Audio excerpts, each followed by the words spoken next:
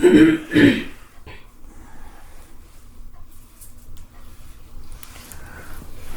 तक कुछ कहने का मन नहीं कर रहा वास्तव में। अक्षर ब्रह्म योग नाम का अध्याय आज 8वां।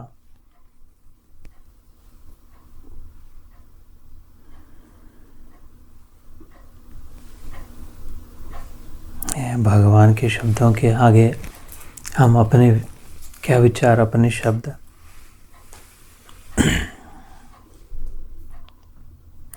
आपकी सेवा में है तो प्रयास करना होगा। आज्ञा करें। ये कार्तिक मास चल रहा है।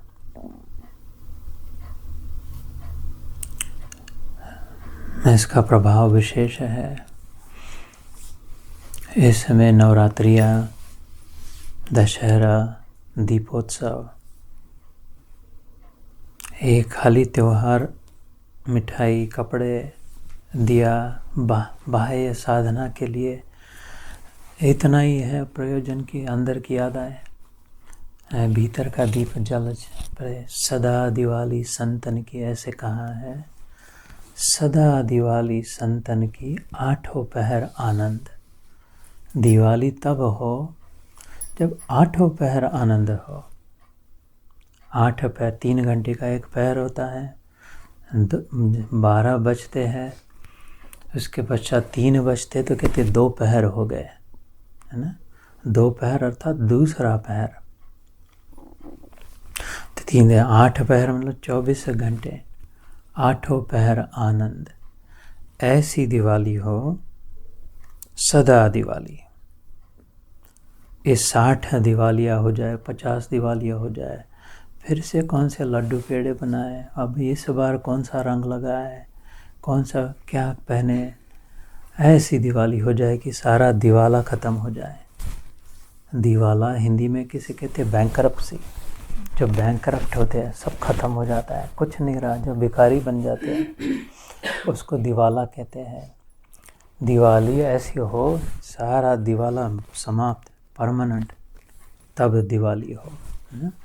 ये दिवाला जब होता है तो आनंद का नाश होता है। आनंद नहीं होता फिर कुछ नहीं रहा, बैंक में पैसे नहीं रहे, गाड़ी में पेट्रोल नहीं रहा, तो फिर आनंद नहीं होता, जेब में कुछ नहीं है। दिवाली कब होती है? आनंद होता है ना। धन की, धन लक्ष्मी पूजा करते हैं। ऐसी दिवाली हो कि इतना आनंद निकले अंदर से, भीतर से, कि ख़त्म ही ना हो। और ये संभव है, ये खाली शब्द नहीं है, लेकिन यह आनंद भीतर ही होता है। ये आनंद बाहर से संभव नहीं है। बाहर का आनंद का प्रयोजन इतना ही है मैया, कि याद आ जाए कि अरे आनंद नाम की वस्तु है। लड्डू में कैसा आनंद है, पेड़े में कैसा आनंद है, उसमें कौन सा शक्कर डाली, मावा डाला, दूध डाला, इलायची डाली, केसर डाला, और ये आनंद डालना तो भूल ही गए हल्दीराम जी। ऐसा नहीं है कि कितने मात्रा में डालें आनंद, 1 चम्मच डाले नहीं, ये दिवाली है तो इसमें ज़्यादा आनंद डाल दो, आनंद नहीं मिलता। हल्दीराम जी अपने सीने का आनंद उसमें से निकाल के नहीं डाल सकते। और जब खाएंगे पेड़ा मलाई का तो अपना आनंद याद आएगा कि ओहो, मेरे में आनंद तो मेरे में है। तो उसको ये बाह्य स्पर्शेषु असक्तात्मा विन्दति आत्मनि यत् सुखम, भगवद गीता में हो गया हमारा श्लोक। बाह्य स्पर्श जो है, एक्सटर्नल स्टिमुलस जो है, शब्द, स्पर्श, रूप, रस, गंध, जो याद दिलाने के लिए है कि तुम कितनी सुंदर हो, तुम कितने अच्छे हो, तुम कितने दानवीर हो। ऐसा शब्द आ गया कान पे तो अंदर में अच्छा लगा। अच्छा तो अंदर में है। शब्द से केवल याद है कि हाँ मैं अच्छा हूँ, मैं अच्छी हूँ, सचमुच में मैं सुंदर हूँ, सचमुच में मैं दानी हूँ, सचमुच में स्वभाव अच्छा है। अथवा स्पर्श से, किसी ने प्रेम से जैसे हग दिया, सिर पे हाथ घुमाया, तो हाथ से हग से नहीं होती, याद आ रहा है नहीं नहीं नहीं मैं शांत हूँ, है ना, आत्मा की। रूप, रस, गंध, ऐसे रस अर्थात खाने का आनंद, गंध अर्थात सूंघने का आनंद। ये तो केवल याद दिला रहे, कितनी याद दिलानी होगी। और एक दिवाली आ गई, कितनी याद दिलाए, कितनी बार याद दिलाए। एक वर्ष में 44 त्यौहार आते हैं अलग अलग। कभी होली आई, कभी शिवरात्रि आई, जन्माष्टमी आई, ये उस पर भी और भी अपने गुरु का बर्थडे हो गया, गुरु पूर्णिमा, एक may be more than 40, may be more than 40। ऐसे एक वर्ष में ऐसे कितने वर्ष हो गए। ये जो बज रहा है टक टक टक, ये हर क्षण याद दिला रहा है, ध्यान देता। आनंद तो तुम हो, आनंद तो हम हैं। हम कहाँ से किधर से लाए? आनंद बाहर से नहीं आ सकता, संभव नहीं है। जो भी बाहर से आया, जैसे ध्यान के समय का, जो भी बाहर से आया वो जाने ही वाला है, जाता ही है, जाने के लिए ही आया है। आया है तो रहेगा नहीं। ये सूक्ष्म बात है, तात्विक ज्ञान है। ये 8वां अध्याय सबसे क्लिष्ट समझा जाता है। 18 के 18 अध्यायों में समझने में थोड़ा मुश्किल है, आसान नहीं होता, कुछ टेक्निकल जैसे कहते हैं। इसलिए ज़्यादातर, सबसे ज़्यादा इस अध्याय को लोग पढ़कर निकल जाते आगे।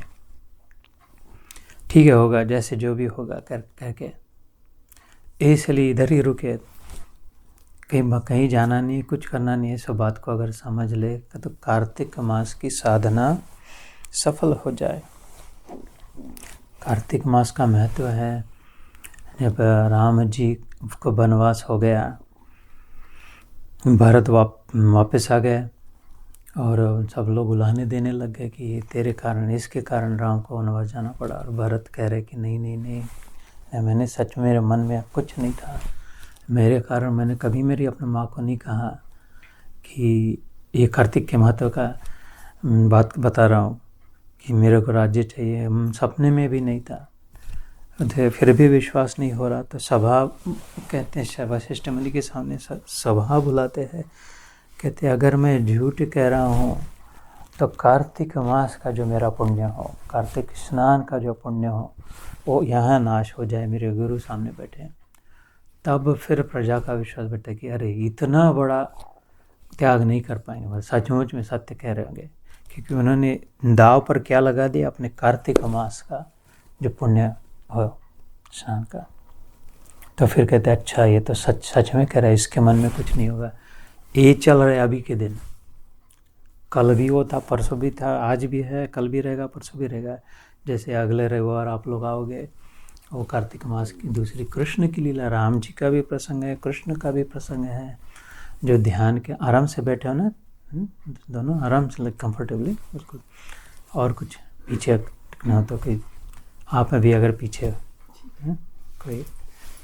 कोई शरीर का कोई विशेष नियम नहीं है इसमें, शरीर स्वस्थ रहे तभी मन लग पाए। तो कृष्ण की जो लीला ध्यान के समय वो सभी जानते हैं, बांध नहीं बंधेगा, वैसे नहीं बनता है।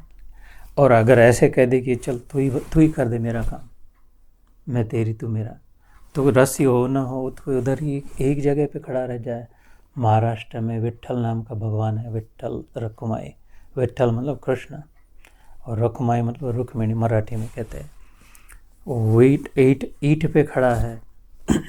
इसके एक भक्त ने, पुंडलिक नाम के भक्त ने कहा था थोड़ी देर खड़ा रहे, मेरे काम खत्म कर रहा हूँ, माँ पिताजी के मैं चरण चंपी कर रहा हूँ, वो जाके आता हो उधर, भगवान को कह दिया। तो उधर ही खड़ा है 28 युग।